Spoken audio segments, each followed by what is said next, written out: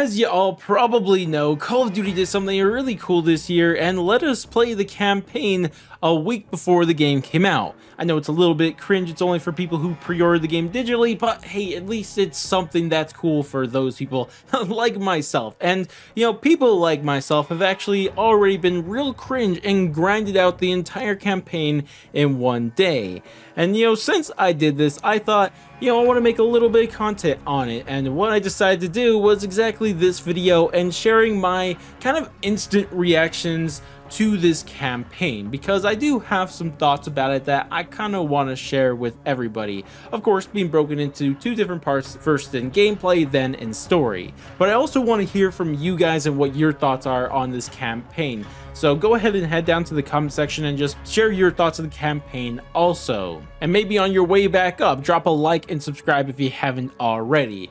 Either way though, let's not waste any more time and get right into this campaign. Now, as I mentioned, this isn't like an in-depth review or anything, it's just like some instant reaction thoughts, and I do have some instant reaction thoughts about gameplay, because there are some things that I was really impressed by in this gameplay, and some of those things were some really solid campaign missions. And the ones that I think of is first Alone, you know, the mission where you're playing as Soap, you're injured and you're trying to hide from the Shadow Company. That mission, like, oh my gosh, is that mission so cool, so unique, and just really cool. Like, you're kind of doing this guerrilla style warfare that you've never really done in Call of Duty before. It's really cool. You don't have any weapons, you have to scavenge for all this stuff, you have to craft stuff. Like, it's just really cool and unique, and something that I've never seen in a Call of Duty mission before. And it also has kind of a horror aspect to it, because you could be at dizzy and weak because you are injured, and if you run into an enemy, it's like an insta-death. Like, it's really cool for so many different reasons, and I love every second of it. This may go on to be my favorite Call of Duty mission ever. It is so good. But then that's not the only mission I liked. I also liked a mission called Violence and Timing. And this mission, I feel like you rather love it or hate it. And I personally love it because it is just so crazy. Being able to jump from car to car, hijacking them, killing the people on them, throwing it off, and like, it's just crazy. And I'm all there for it. And I get that that's exactly the reason why someone would hate it. But for me, it was a blast. I felt like Superman playing it. And you know what? That's completely fine. And this, of course, brings me to the final mission that I really liked, and this was Recon by Fire. And it's kind of the successor to All Gillied Up, and what could I say? This is traditional Call of Duty campaign missions at its finest. It's so good. It's not unique like the other two we've talked about. It's not doing anything crazy, but it just does what Call of Duty campaigns have done in the past, except it does it so freaking well. I mean, you're all gillied up, you're crawling on the floor, letting people walk past you without them noticing you, shooting people from 500 meters away. It's just like everything you want is there. It's just a blast, and I absolutely love stuff like that. And, you know, there's nothing really negative to say about this mission. And to quickly touch on the rest of the other missions, they were okay. I don't think any of them were really that bad, except I kind of didn't like the last mission all too much when you're trying to capture Hassan. Didn't like that one, but for the rest of them, I think they were just okay. You know, they were okay, but yeah, nothing really negative to say about them. But overall, the missions were okay, with some 3 standout missions, and I think that's really solid for a Call of Duty game. But as for some smaller things I actually liked about this, I did like the little side, I guess, Easter eggs you could call them, where you could find some safes and you have to like do a little digging around the rooms to try to figure out what the code is for the safe, and if you figure it out, you get a special gun. And in this case, on Alone, which worked super well for the mission Alone because you didn't have a weapon, but of course it gave me a deagle, and it was just really cool, very powerful, and absolutely love stuff like that. It's a little small thing, but I really like it. Another really small thing that I liked a lot was the whole bomb defusing thing. It was kind of like that one game, Keep Talking, No One Explodes, or something like that. I don't remember the exact name of the game, but it was kind of like taking inspiration for that, which I really liked because that game is cool. But, you know, it wasn't at the same level because it's a bot talking to you and not actually another person, but it's cool. I like it. It was cool. I like how they took inspiration from it. It was a blast. Now, that isn't to say that it was all great, because I did have some issues, and one of them is one that I'm sure will be fixed, but I had some audio problems playing this campaign for who knows what reason, but for some reason during the cutscenes, the audio for just the voice, nothing else, and just for some characters would just get super bad. It sounded like randomly they recorded that audio on a 2007 iPhone. Not sure why it was the case, but it was, and it was kind of annoying. But if I had another complaint, I do have a problem with the armored enemies, at least on higher difficulties. I didn't play on lower difficulty. I don't know if they were a problem there, but on higher difficulties, oh my gosh, it took a full clip to kill these guys. That's like an insane amount of time to kill them, like a full clip. And even when you kill them, you're already reloading. And so all the other enemies now have free shots at you. Like, it's just insane, especially playing on a higher difficulty. When you die in 2 to 3 shots, like, it just feels like it's impossible at some points. And God forbid you run into an armored enemy in close quarters while they have a shotgun, because bless your soul, if you're able to get past that, you are different, because that is the worst thing that could ever happen to you while you're playing this game.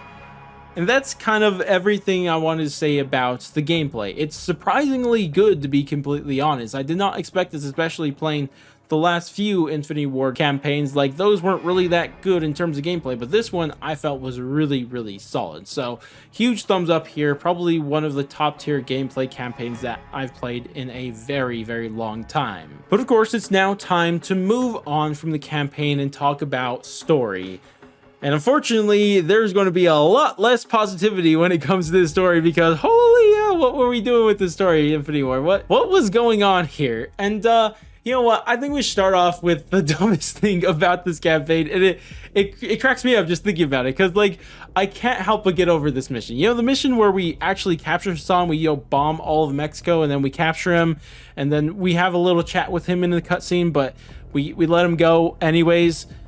Yeah, that, like, what was that? Now, you may be wondering, like, what's so dumb about this? Because there's multiple things dumb about this. Like, why the hell did we kill hundreds of people and bomb all of Mexico just to have a chat with a suspected terrorist, Hassan? Like, that's all we wanted to do, a chat. We killed all these people for a chat? Are you kidding me? But no, honestly, that's not even the dumbest thing about it. Like, the dumbest thing to me is the reason why we had to let him go. And what that was because it was against international law. There's no proof he's an actual terrorist, so we can't actually detain him. And oh my gosh, we're the good guys. We don't break laws. That's what the bad guys do. We don't do that. And honestly, that would have been fine if they just left it at that. But then literally the rest of the campaign exists because we spend the rest of the campaign breaking international laws. And it's literally everybody from Shepard to Shadow Company to even our characters. Like, Shadow Company, I don't need to tell you all of the millions of times they broke international law. They literally did war crimes, but they couldn't unlawfully detain Hassan. I mean, what was going on? They were shooting up civilians in the streets, but they couldn't detain a suspected terrorist, Hassan. Like, what was that? They even freaking took over an entire Mexican military base and arrested all of its personnel, but they couldn't unlawfully detain Hassan. And then even our characters, we literally have the mission Recon by Fire, where they tell us at the start of the mission that this was an illegal mission. We're not supposed to be here, but we're going to do it anyways. But then, of course, we can't unlawfully detain Hassan. It just blows my mind. Like, why did the international law come into effect only one time throughout the entirety of this campaign? And it was for the dumbest reasons, because you couldn't unlawfully hold suspected terrorist Hassan. And when I'm saying on this, I'm not talking about real life stuff here, guys. Like, I'm not pro arresting people for being suspected terrorists. We saw how bad that went in real life with Guantanamo. Like, I'm not talking about that. But my complaint is in terms of storytelling. It just doesn't make sense why we break international law without any questions for the entirety of the campaign, except for this one instance. It's just so dumb, and there's no getting around it. It's just bad writing. Like, there's no way to go around it. It's just not great. And that's definitely my biggest issue with the storytelling, but there are a couple other, I guess not as big things, but still annoyed me about this story. But another thing that annoyed me about this story was the whole connection between the cartel and terrorists, because it was just a whole weird thing that I don't believe has ever happened in real life before, but maybe has, I don't know. Regardless though, I was just kind of wondering while I was playing, like, why are cartels and terrorists working together? And luckily for me, they actually gave us an answer, because when we captured Validia, the leader of the cartel, we asked her, why is the cartel helping the terrorists? Like, what's up with that? And then she says one of the stupidest things I've heard in my life, because the reason she says is because as long as there's a war on terror, there won't be a war on drugs. I'm honestly speechless after that. Like, bruh, do you not know why the cartels got as powerful as they did? Like, a huge part of it was the fact that the war on drugs was happening, because all of a sudden all the drugs became super illegal in America, but there was still a huge demand for them. So someone had to step in to fill that void, and that's what the cartels did. So the war on drug was quite literally good for them. So she should want one as the leader of a cartel. But instead they say this. So Infinity worked, or whoever wrote this, just read a book. I don't care what book, it doesn't even have to be a history book, just read a book. What are we doing here? But another aspect of the story that kind of bugged me was the whole Farah situation. And this one's definitely more of nitpicky compared to the other ones, because it's just not that big of a deal. But it's just a little weird to me that Farah agreed to help us go save CIA lady. And I don't remember her name, and I refuse to learn her name because she's a piece of trash, yet they try to make it seem like she's the good guy. Regardless though, I'm just confused exactly why Farah and her men helped, because I could at least understand why Farah helped, because I guess she owes Price one, and you know, she's doing a solid, and that's just how it works. You have to pay back solids, that's how they work. So cool, so that's why she's helping. But how the hell did she convince all her men to help too? Like, keep in mind, these people are from not Afghanistan, because you know, they made up a country that isn't actually real, but it was pretty much Afghanistan. And you know, if we look at how it worked in real life, the CIA kind of screwed over Afghanistan. So why exactly would a bunch of totally not Afghanistan people go and risk their lives and even die to save a CIA agent? Like, what is going on with that? That just didn't make any sense at all either. But to be fair here, I do want to give credit to the game when it did some storyline things that I actually liked. And one of the things that I did like is how Shadow Company was done in the game.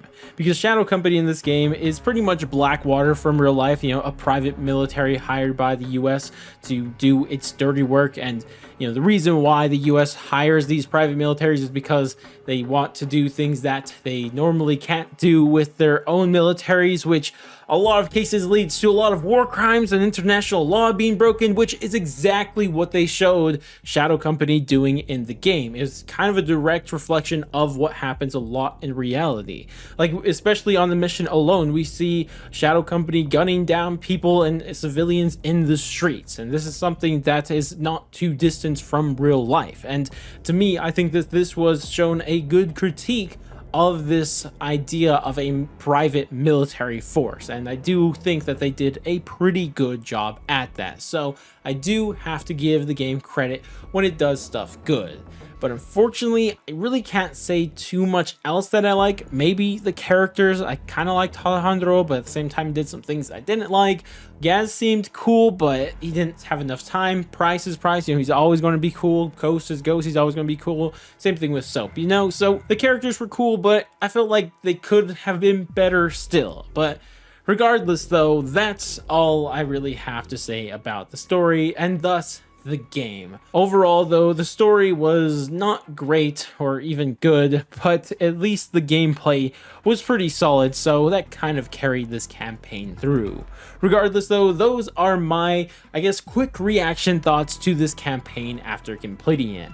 But I'd love to hear what you guys think about everything that I've said in this video. Have I said something that just is incorrect, or maybe I said something that you disagree with? Just let me know down in the comment section below. Regardless though, that's going to wrap it up for me. If you guys did enjoy the video, definitely do all the normal YouTube stuff, like, subscribe, bell, share, and all that great stuff. But I'm gonna go. I'll catch you guys next stream, video, or wherever the heck it may be. And, ladies, guys.